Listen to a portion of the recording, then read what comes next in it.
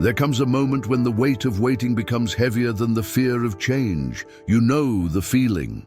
It's not loud, but it's there, quietly pressing on your chest each morning. That sense that you're stuck in a life that keeps asking for patience but never delivers the promise. And so you wait. Days stretch into weeks, and weeks blur into years. You keep telling yourself it's not the right time. But what if the right time never comes? Somewhere deep inside, a voice begins to stir. It's not a shout, not even a whisper, just a quiet certainty that something has to shift, that this isn't all there is. You can't explain it to anyone, not even to yourself, but it's real. It grows stronger in moments of silence, in the spaces between tasks, in the middle of the night when the world is asleep and your soul is wide awake. That voice is your future trying to speak with your present. And then you look in the mirror, really look. Not at the wrinkles or the tired eyes, but into the person behind them. You ask hard questions. Who am I? How did I get here? What have I been waiting for? And suddenly you see it. Not just who you are, but who you were supposed to become. The mirror doesn't lie. It shows every decision made and everyone avoided. And it's in that moment that truth becomes unavoidable. Waiting has become your excuse. The pattern is clear. You've postponed dreams in the name of responsibility. You've delayed purpose because of fear. You've mistaken stillness for wisdom, but deep down you know it was hesitation, not peace. You've been circling the same mountain, thinking you were being cautious when you were actually paralyzed. The cycle of postponement feeds on comfort, but comfort has become your prison. To choose means to break from patterns, from roles, from expectations. It means saying no to what has always been in order to make space for what could be. And that's terrifying, because every choice is a death of an identity, a dream, a habit, a relationship. Choosing isn't just about moving forward. It's about letting go. And letting go demands courage. That's where fear begins to speak in the language of reason. It tells you to wait, to be careful, to consider all the risks. But you already have. You've thought it through for years, and still nothing changed. Fear, dressed in logic, has convinced you that indecision is safety. But the truth is, indecision is just a slow surrender. A quiet betrayal of everything you once hoped for, yet power doesn't announce itself with fanfare. It shows up in quiet decisions, in waking up 10 minutes earlier, in saying no when you always said yes, in walking away when staying would be easier. Real strength doesn't look heroic, it looks humble, quiet, ordinary. But it's in those ordinary moments that the extraordinary begins to grow. And when faith enters the room, everything changes. Not faith as a ritual, but as a fire, a holy trust that moves your feet before your mind understands where you're going. Faith means choosing the invisible over the certain. It means listening when there's no sound and moving when there's no map. And somehow you discover it was never about having the answers. It was about trusting the caller. There's a whisper in your soul calling you by name. Not the name on your ID, but the one only heaven knows. That name carries your purpose, your design, your reason for being. And you can feel it when you hear a certain song, when you see a sunset, when you're alone in the car and suddenly the tears come. That whisper doesn't demand, it invites, gently, repeatedly, until you can't ignore it anymore.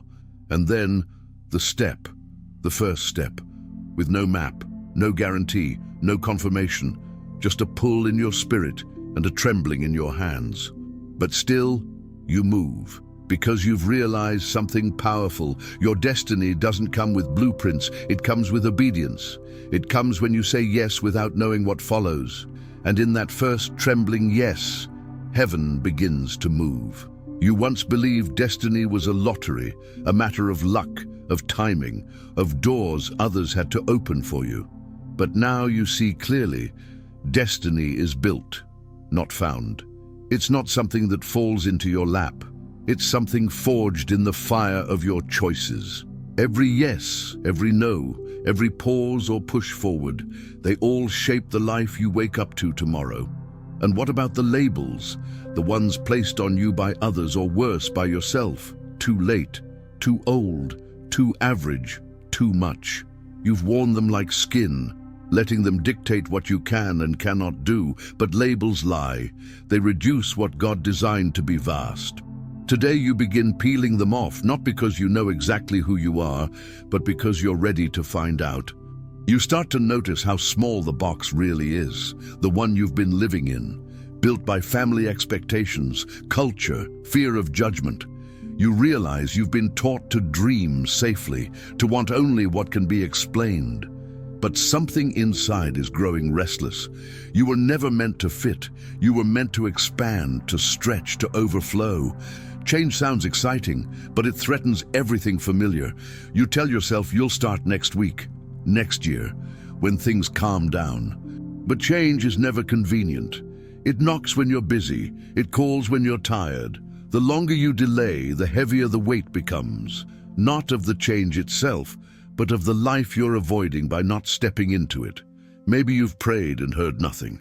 Silence can feel cruel, but maybe the silence isn't absence. Maybe it's an invitation, an opportunity for you to act, to take the step without needing a voice from the clouds, to trust that God already placed the answer inside you, and now it's your turn to move.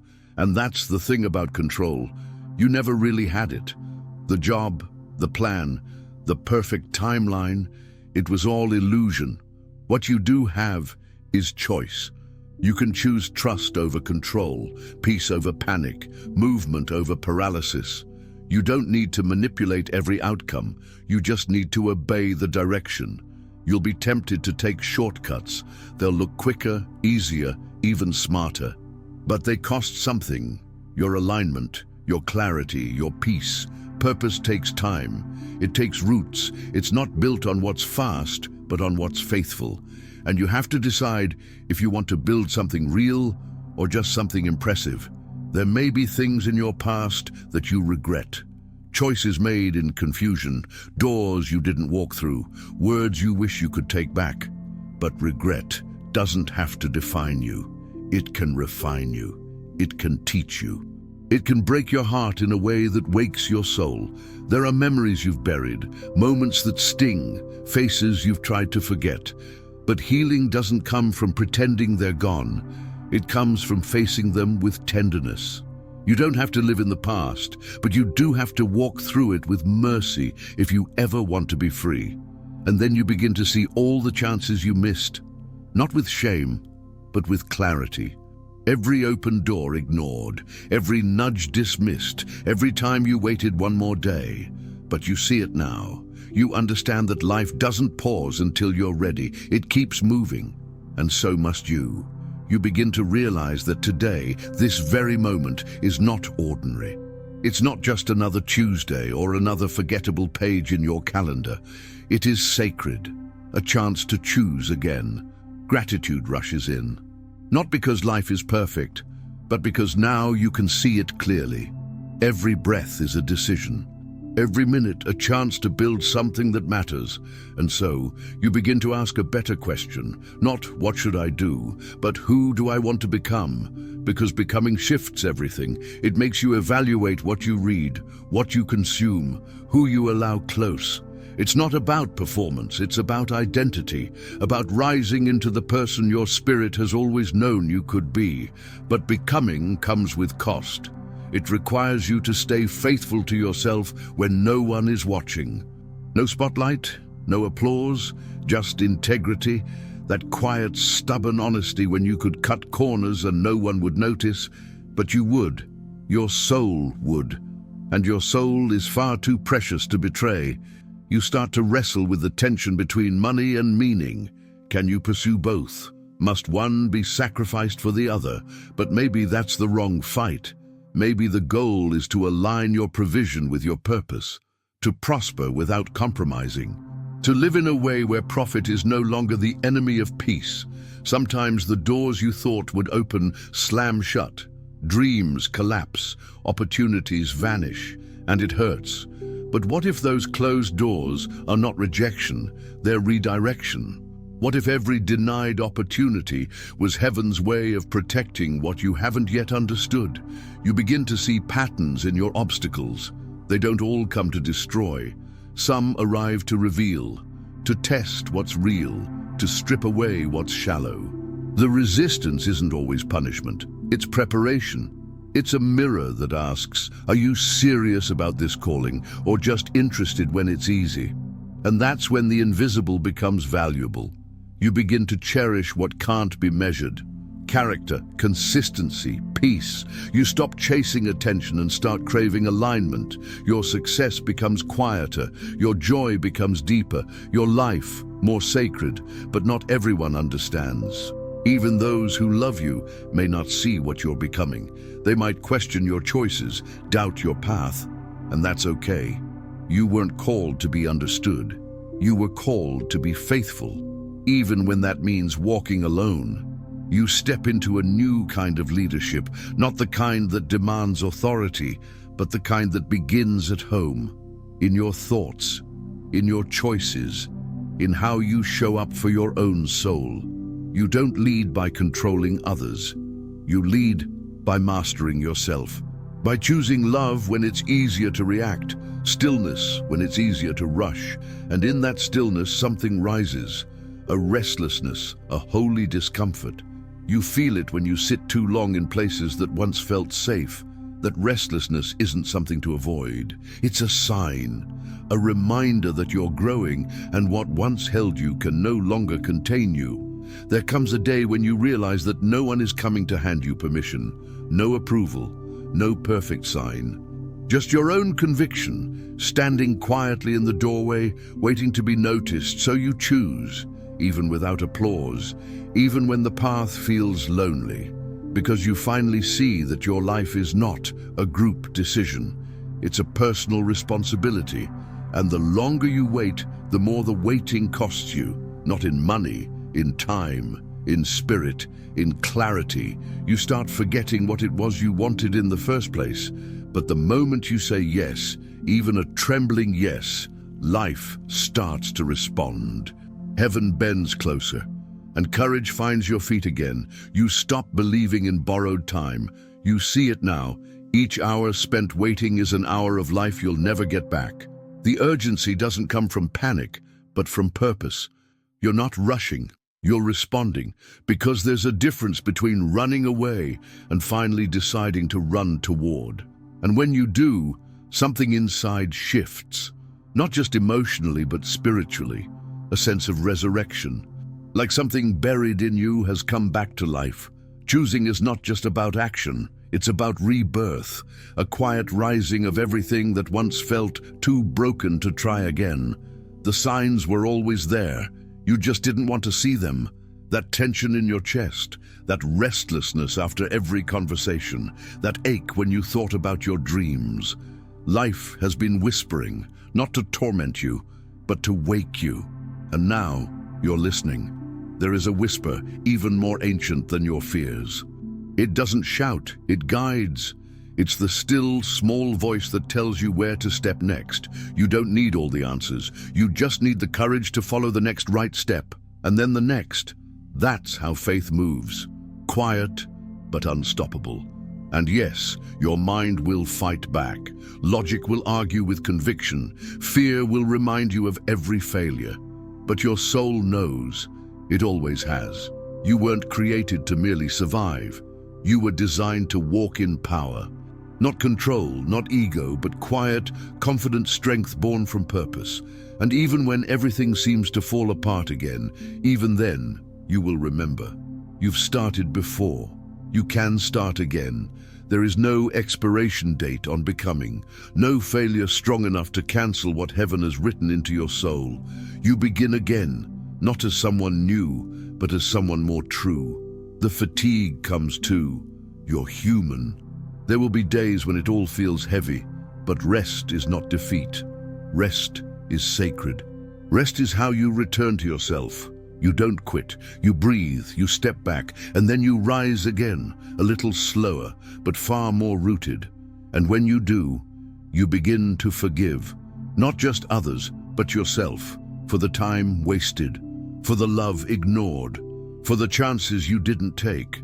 Forgiveness isn't weakness, it's freedom. It unties the rope that's held you to a version of yourself that no longer fits, and suddenly the road feels lighter. Clarity begins to rise like sunlight after a long night. It doesn't come all at once, but in gentle waves. You start to see not just what you're walking away from, but what you're walking toward. And that direction brings peace, even when it's hard, even when no one else understands, because now you understand, and that's enough. You start to feel the invisible price of every unmade decision, not in things lost, but in the version of you that never got to live. The quiet sorrow of knowing what could have been if fear hadn't won. But now fear doesn't get the final word. You do. With every step, you reclaim what fear tried to steal. Your future is no longer a distant idea. It's a living thing, something you shape with every moment of obedience. You start to see that the path was never about arriving at some perfect life. It was about becoming someone who chooses with intention, who lives on purpose, who walks with open eyes. And you begin to plant, not in shallow soil, but in ground made ready through everything you've endured. You sow with faith, not because of what you see, but because of what you believe is possible. You invest in what matters: relationships, truth, growth, eternity.